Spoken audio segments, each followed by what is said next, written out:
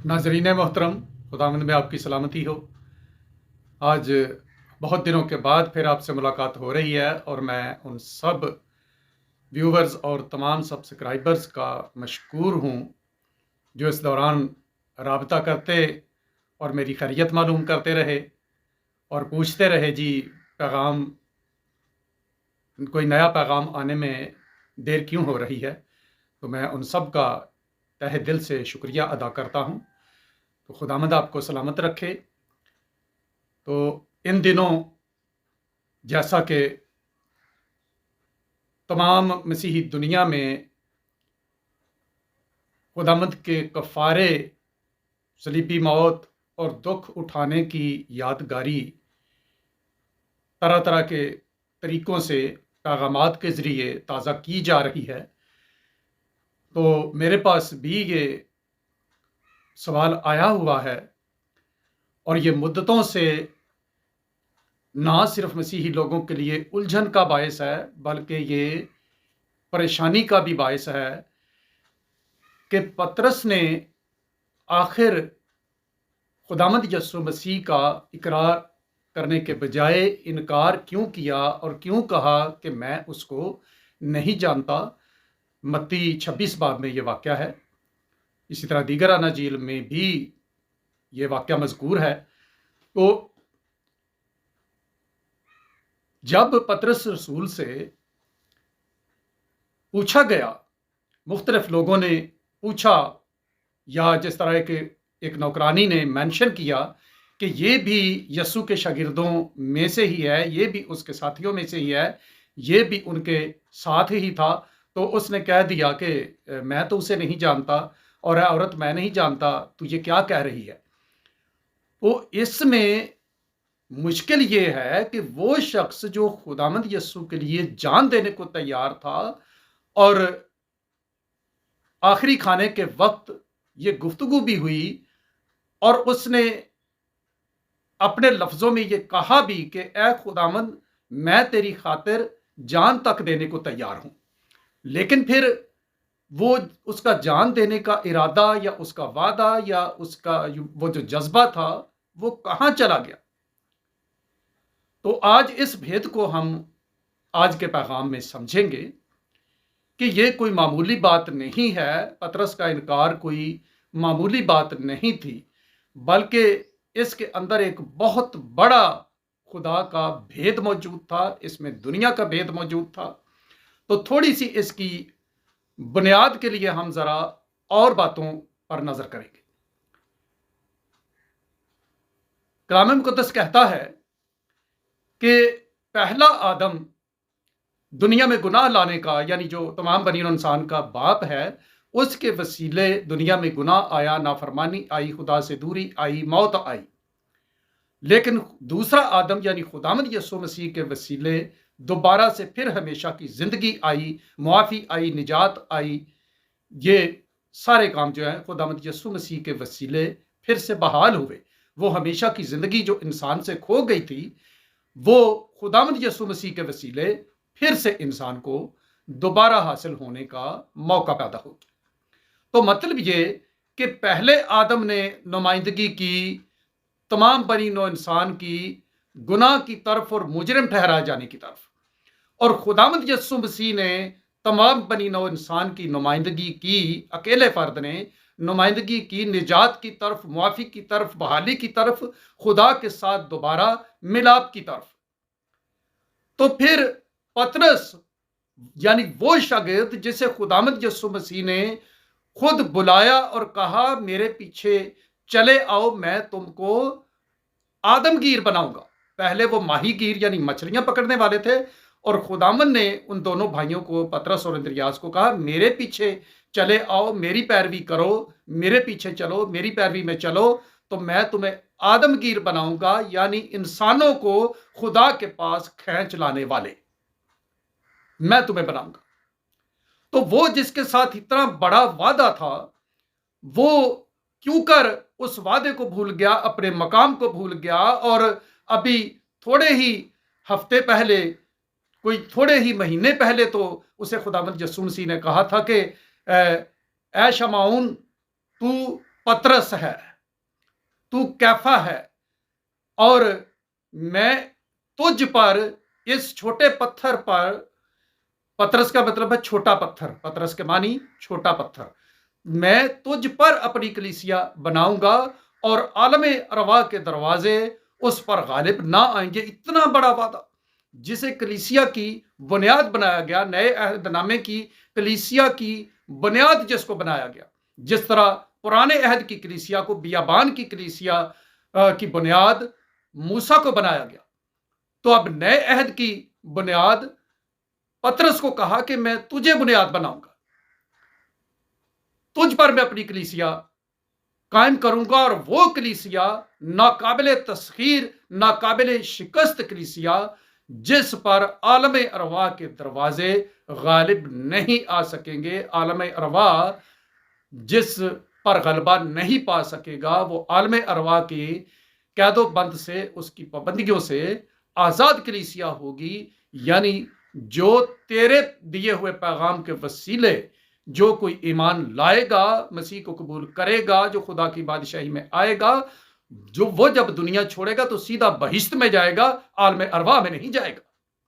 तो जिसके साथ इतना बड़ा वादा था, वो किस तरह ये भूल गया और क्यों कर उसने इनकार कर दिया। तो जैसे अभी मैंने जिक्र किया कि आदम ने नुमाइंदगी की तमाम बनी नौ इंसान के मुजरिम ठहराए जाने की, खुदा से दूर हो जाने की, तो खुदावंद यीशु मसीह ने नुमाइंदगी की तमाम जहान के कफारे की। तो पतरस का इनकार भी जो है वो तमाम दुनिया के इनकार की नुमाइंदगी है, मामूली बात नहीं। और अब जरा हमें माहौल को देखना होगा, जरा सर्कमस्टेंसेस को देखना होगा, जरा सूरत हाल को देखना होगा कि वो इनकार कौन से लम्हात में, कौन से मौके पर और किन हदूद में किया गया। खुदावन ने अल्फाज कहे थे कि आज मुर्ग के बांग देने से पहले तू 3 बार मेरा इनकार करेगा। बांग देने के बाद नहीं, बांग देने से पहले। रात के पिछले पहर, आधी रात के कुछ देर बाद खुदावंद यीशु मसीह को सरदार काहिनों के प्यादों ने गिरफ्तार किया। पहले उन्हें सरदार काहिन की अदालत में लाया गया, गतसमनी बाग से पकड़ के। पहले शरी अदालत उनके खिलाफ हुई यहूदियों की, यानी उनकी जो कुछ मजलिस थी, जो शरी मजलिस थी, जिसमें वो शरीयत के मुजरमों को पूछगिछ करते और अगर होता तो उस पर जुर्म आयद करते थे, या अगर वो मुजरिम ना पाया जाता तो उसे आज़ाद करते थे। उस शरी अदालत में खुदावंद को पहले पेश किया गया, तो सुबह तक वो अदालत होती रही। उसके बाद जब उन्होंने अपनी कार्रवाई मुकम्मल कर ली, यहां तक अभी खुदावंद यीशु मसीह के मार खाने का अमल शुरू नहीं हुआ था। उन्होंने ना अभी यहूदियों ने उसे कोड़े मारे, ना ही अभी कोई और सजा दी। फक्त सरदार काहिन ने उसे एक थप्पड़ मारा था, और उस पर भी खुदावंद यीशु मसीह ने एतराज कर दिया कि तू शरीयत के मुताबिक मेरा फैसला करने बैठा है, तो तू शरीयत के खिलाफ मुझे थप्पड़ नहीं मार सकता। तो इसका उसने जवाब ना दिया, यानी कि उसे अपनी गलती का एहसास हुआ कि मैंने ये ठीक नहीं किया, मुझे जज्बाती होकर हाथ नहीं उठाना चाहिए था, मैं मुंसिफ की सीट पे बैठा हूं। तो मुर्ग के बांग देने के बाद खुदावंद यीशु मसीह को वो सब लोग, यहूदियों के सरदार और काहिन, खुदावंद यीशु मसीह को पकड़कर हाकिम के पास ले गए, पिलातूस के पास ले गए। वहां पे उन पर जुर्म आयद किया गया, उनकी सजाए मौत का उन्होंने फैसला दिलवाया, और फिर सजा शुरू हुई। पहले उनको कोड़े मारे गए, तशद्दुद किया गया उन पर। तो जब कोड़े मारे गए तो वहां से कफारे का अमल शुरू हो गया, खून बहना शुरू हो गया।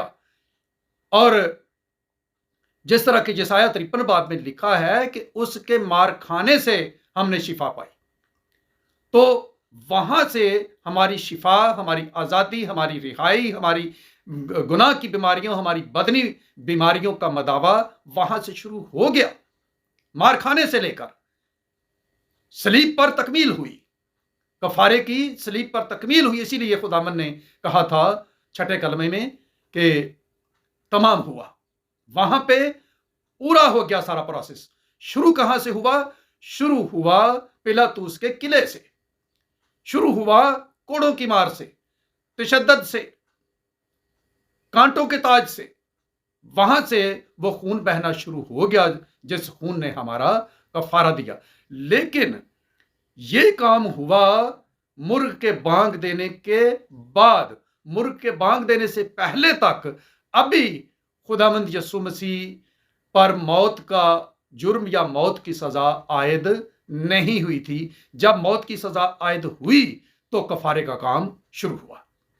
تو اس کا مطلب ہے کفارہ دیے جانے سے پہلے تک ابھی خدا کے برے نے کفارہ دینا شروع نہیں کیا تھا۔ ابھی صرف اس پر تفتیش ہو رہی تھی، ابھی عدالت کا پروسیس ہو رہا تھا۔ تو وہاں تک خدا کے برے کے مجرم ٹھہرائے جانے سے پہلے تک ابھی دنیا کے لیے خون کا ایک قطرہ بھی بہایا نہیں گیا تھا۔ گتسمنی میں اس کے بدن سے پسینے کی صورت میں خون بہا، اور وہ پریشر تھا اس احساس کا کہ وہ ہمارے گناہ اٹھانے جا رہا تھا۔ لیکن ابھی وہ گناہوں کی عوض مرا نہیں تھا، ابھی اسے کسی نے مجرم ٹھہرایا نہیں تھا۔ یہ اس کے اندر کا جو احساسات کا دباؤ تھا، اس کی وجہ سے اس کی باڈی کو نقصان ہوا کہ اس کی وین ہیمریج شروع ہو گئی باڈی میں۔ تو کفارے سے پہلے تک انکار کیا جانا کفارے سے پہلے کی دنیا کی نمائندگی ہے۔ تو ہم ذرا تاریخ میں جا کے دیکھیں گے کہ بڑے جو انکار، ویسے تو جگہ جگہ انسانوں نے انفرادی طور پر تو کروڑوں مرتبہ انکار کیے ہوں گے خداوند کی فرما برداری سے، لیکن بڑے جو واقعات، جو عالمگیر سطح کے واقعات ہیں، وہ ہمیں 3 نظر آئیں گے۔ پہلا، آدم سے لے کر طوفان نوح تک کی دنیا کا انکار۔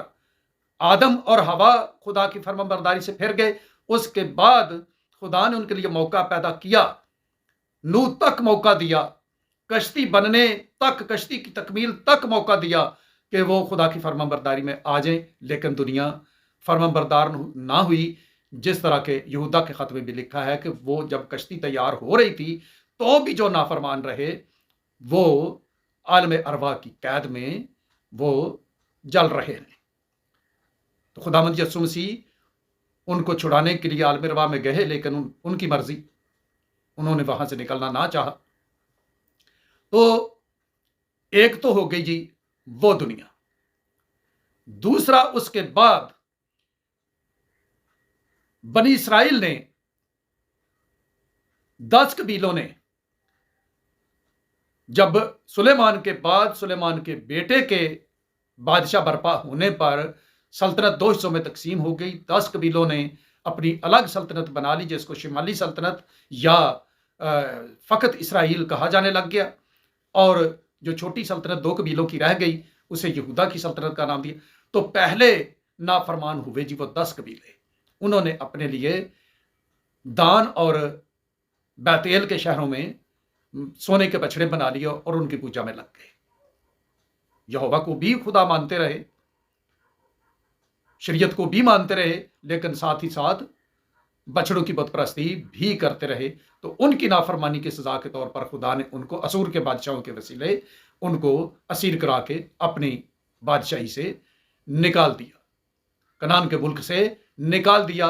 تو کنعان کے ملک سے نکالا تو کنعان خدا نے اپنی زمین، اپنی سرزمین ٹھہرائی تھی، اسے اپنا ملک قرار دیا تھا، تو وہ خدا کی بادشاہی سے نکلنے کی بھی تشبیہ ہے۔ تو دوسرے سٹیپ میں پھر یہودا کی سلطنت کے لوگ نبوکد نظر کے وسیلے بابل میں اسیر ہو کر آئے۔ تو یہ تینوں نافرمانیاں یہ خداوند یسوع مسیح کے خدا کا برہ بن کر کفارہ دینے کے لیے آنے سے پہلے کے واقعات ہیں۔ اب जिस तरह वाइज की किताब में वाइज ने कहा कि जो हुआ वही फिर होगा, जो पहले हुआ वो दोहराया जाएगा, और दुनिया भी इसको कहती है जी, तारीख अपने आप को दोहराती है। तो जो कुछ बनी इसराइल के साथ जो जो कुछ हुआ है वो दोहराया जाएगा मसीही दौर में भी। तो मुकाशफा की किताब के 8 बाब में हम पढ़ते हैं, जब 3 नरसिंगे 7 में से आखिरी 3 नरसिंगे रह गए तो एक आसमान पर उड़ता हुआ उकाब दिखाई दिया, जिसने कहा अभी जो नरसिंगे फूंके जाने वाले हैं उनकी वजह से जमीन के रहने वालों पर अफसोस अफसोस अफसोस। 3 अफसोस कहा उसने। तो उसके बाद 9वें बाब में जब 3 बड़ी आफतें आलमगीर सतह पर दिखाई देती हैं तो तीनों पर बार बार लिखा है एक अफसोस हो चुका, दूसरा अफसोस हो गया है, तीसरा अफसोस भी हो गया। तो वो क्या था? उन तीनों बड़े वाकयात में, उन तीनों बड़ी आफतों में क्या हुआ कि आलमगीर सतह पर लोगों ने फिर खुदावंद यीशु मसीह की जाहिर होती हुई दूसरी आमद का भी इनकार किया, जबकि वो उनको जिस्मानी तौर पर भी आराम देने के लिए आने वाले थे। तो ये अभी होना है, ये अभी मुस्तकबिल करीब में या जब भी खुदा की मर्जी होगी ये पूरा होगा। उन नरसिंगों की और प्यालों की आफतें दुनिया में आएंगी।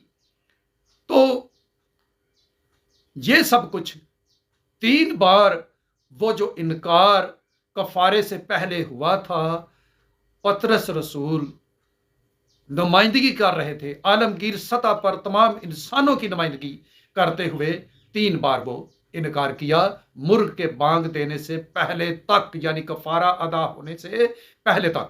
लेकिन जब कफारा हो चुका, खुदावंद यीशु मसीह कब्र से जिंदा हो गए, तो फिर यूहन्ना की इंजील के आखिरी बाब में फिर हम देखते हैं कि खुदावंद यीशु मसीह ने फिर से पतरस को बहाल किया, क्योंकि अब उसका कफारा हो चुका था और वो उस कफारे को कबूल कर चुका था।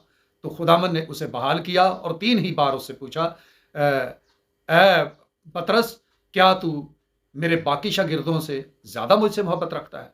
तो उसने 3 बार ही कहा कि हाँ खुदावंद, तू आप जानता है कि मैं तुझसे किस कदर मोहब्बत रखता हूं। बहाली हो गई। तो वो नुमाइंदा था, जिस तरह पहले मैंने अर्ज किया कि वो नुमाइंदा था नए अहदनामे की कलीसिया का, उसको पहला फर्द बनाया गया नए अहद की कलीसिया होने का, उसे बुनियाद का पत्थर बनाया गया।